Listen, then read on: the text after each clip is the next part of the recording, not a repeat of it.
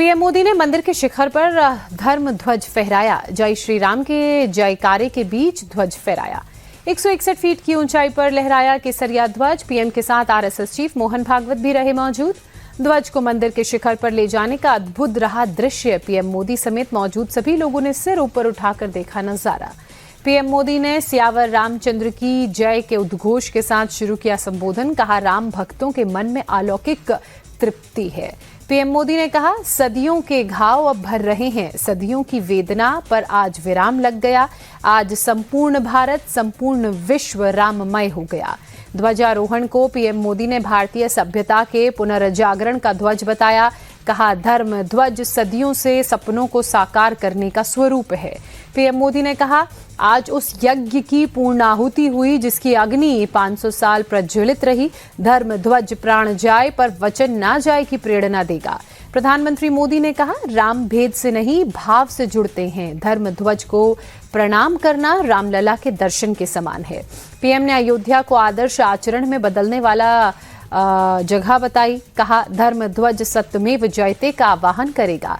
PM Modi ने गुलामी की मानसिकता से मुक्ति पाना जरूरी है कहा। साथ ही बताया, आजादी तो मिली लेकिन हीन भावना से मुक्ति नहीं।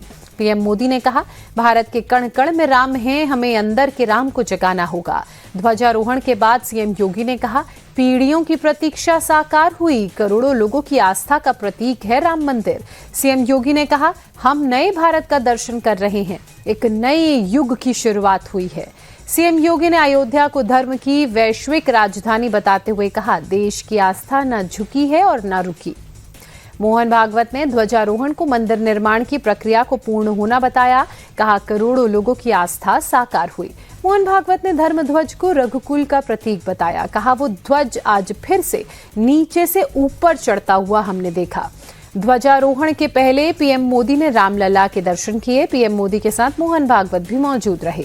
पीएम मोदी ने माता अन्नपूर्णा मंदिर में पूजा अर्चना की। सीएम योगी आदित्यनाथ भी रहे मौजूद। माता अन्नपूर्णा मंदिर के बाद श्री राम जन्मभूमि मंदिर पीएम मोदी पहुंचे। श्री राम दरबार गर्भगृह में पूजा की। सप्तमी मंदिर पहुंचे पीएम मोदी। महर्षि वशिष्ठ, विश्वामित्र, अगस्त्य का है मंदिर। महर्षि वाल्मीकि, देवी अहल्या, निषाद राज गुहा और माता शबरी से जुड़े मंदिर भी हैं। सप्तमी मंदिर के बाद शेषावतार मंदिर पहुंचे पीएम। ध्वजारोहण के पहले की पूजा अर्चना। अयोध्या पहुंचते ही पीएम मोदी का रोड शो साकेत कॉलेज परिसर से शुरू हुआ। शंकराचार्य प्रवेश द्वार तक रोड शो हुआ। पीएम मोदी का रोड शो करीब 2.5 किलोमीटर लंबा था। सड़क किनारे दोनों तरफ भारी भीड़ उमड़ी। श्री राम जन्मभूमि मंदिर की अलौकिक तस्वीर सामने आई। एरियल व्यू तस्वीरों में काफी भव्य दिख रहा है मंदिर। उत्तर भारतीय नागर आर्किटेक्चरल स्टाइल में बना है शिखर। मंदिर के चारों ओर बने 800 मीटर का परकोटा दक्षिण भारतीय आर्किटेक्चरल परंपरा का डिजाइन। अयोध्या ध्वजारोहण के लिए लोगों की भीड़ उमड़ी। भक्तों ने उत्साह के साथ लगाए जय श्री राम के जयकारे। पीएम मोदी आज हरियाणा के कुरुक्षेत्र का दौरा करेंगे। शाम 4:30 बजे गुरु तेग बहादुर की 350वीं शहादत दिवस के कार्यक्रम में शामिल होंगे। पीएम तेग बहादुर के सम्मान में विशेष सिक्का और डाक टिकट जारी करेंगे। पवित्र ब्रह्म सरोवर में पूजा अर्चना करेंगे। पीएम मोदी ने सोशल मीडिया पर जानकारी दी। शाम 4 बजे श्री कृष्ण के शंख के सम्मान में बने 5 जन्य का लोकार्पण करेंगे। महाभारत अनुभव केंद्र में जाएंगे। संसदीय कार्य मंत्री किरण रिजिजू ने 30 नवंबर को सर्वदलीय बैठक बुलाई। 1 दिसंबर से शुरू होगा संसद का शीतकालीन सत्र। Deputy CM DK Shiv Kumar को मुख्यमंत्री बनाने की मांग तेज हुई। वोक्कालिगा समुदाय ने गणपति मंदिर में 101 नारियल तोड़कर मुख्यमंत्री बनाने की प्रार्थना की। सीएम सिद्धारमैया ने कहा, सत्ता हस्तांतरण का आखिरी फैसला पार्टी हाईकमान करेगा। इथोपिया में 10,000 साल बाद फटा ज्वालामुखी। आसमान में छाया राख का गुबार भारत की तरफ बढ़ा। इथोपिया ज्वालामुखी विस्फोट की राख हवाई सफर में बनी रोड़ा। अकासा एयरलाइंस की कई फ्लाइट्स आज भी कैंसिल। यात्रियों को 7 दिनों के भीतर मिलेगा रिफंड। इथोपिया ज्वालामुखी की राख का दिल्ली पर भी असर। एयर इंडिया ने कई अंतर्राष्ट्रीय और घरेलू उड़ानें रद्द की। डीजीसीए ने जारी की एडवाइजरी। इंडिया गेट पर नक्सली कमांडर हिडमा के नारे लगाने के मामले में कड़ा एक्शन। एफआईआर में राष्ट्रीय एकता को खतरे में डालने का सेक्शन जोड़ा गया। दिल्ली के इंडिया गेट प्रदर्शन मामले में 17 आरोपियों को 3 दिन की न्यायिक हिरासत में भेजा गया। पॉल्यूशन के खिलाफ प्रदर्शन के दौरान नक्सली हिडमा के समर्थन में नारेबाजी हुई थी। थाने में प्रोटेस्ट के मामले में पकड़े गए 6 आरोपियों में से 5 को कोर्ट ने 2 दिन की न्यायिक हिरासत में भेजा। छठे आरोपी को सेफ हाउस भेजा गया। गंभीर श्रेणी में दिल्ली के आनंद विहार इलाके की हवा गुणवत्ता, स्मॉग की परत के साथ 400 के पार AQI। दिल्ली के ITO इलाके में प्रदूषण की मार, इलाके में छाई स्मॉग की परत 380 के पार AQI। दिल्ली के इंडिया गेट इलाके में भी स्मॉग CPCB के अनुसार AQI 328 दर्ज। मुंबई के बैंड्रा ईस्ट इलाके में स्मॉग खराब श्रेणी में एयर क्वालिटी। SIR को लेकर वाराणसी DM सत्येंद्र कुमार ने लोगों से फॉर्म भरने की अपील की। कहा 4 तारीख से पहले हमें ये गणना फेज पूरा करना है। भारत यात्रा पर Moroccan royal navy chief admiral Mohammed Tahin South Block में दिया गया गार्ड ऑफ ऑनर। सेना अध्यक्ष जनरल उपेंद्र द्विवेदी ने ऑपरेशन पवन के योद्धाओं को दी श्रद्धांजलि। दिल्ली में राष्ट्रीय युद्ध स्मारक पर पुष्प अर्पित किए। बागपत में केंद्रीय रेल मंत्री अश्विनी वैष्णव ने केंद्रीय मंत्री जयंत चौधरी के साथ 2 नई मेमो ट्रेन को दिखाई हरी झंडी। दिल्ली सहारनपुर वाया बागपत शामली रेल मार्ग पर चलेगी ट्रेन। केंद्रीय रेल मंत्री अश्विनी वैष्णव का बयान, किसानों, छात्रों और छोटे व्यापारियों को दिल्ली जाने में होगी और आसानी। दुबई में हुए तेजस जेट क्रैश के बाद HAL का बयान, तेजस का क्रैश होना एक अलग घटना, इससे कंपनी के वित्तीय प्रदर्शन और भविष्य की डिलीवरी पर असर नहीं पड़ेगा।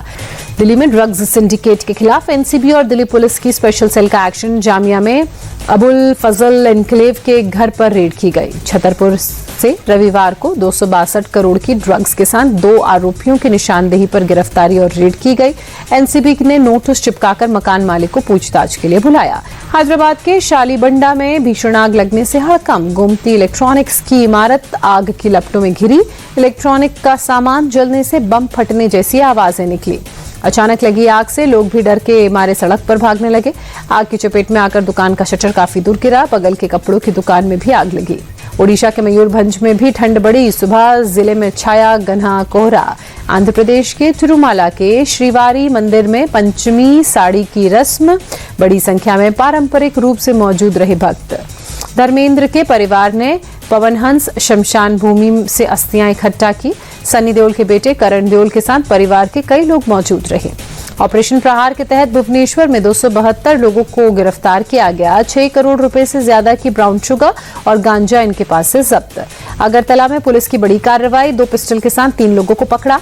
पूरे मामले की जांच में पुलिस जुटी। पकड़े गए लोगों से पूछताछ जारी। जयपुर के माणक चौक थाना इलाके में लूट के मामले का खुलासा। गिरफ्तार 2 बदमाशों का पुलिस ने जुलूस निकाला।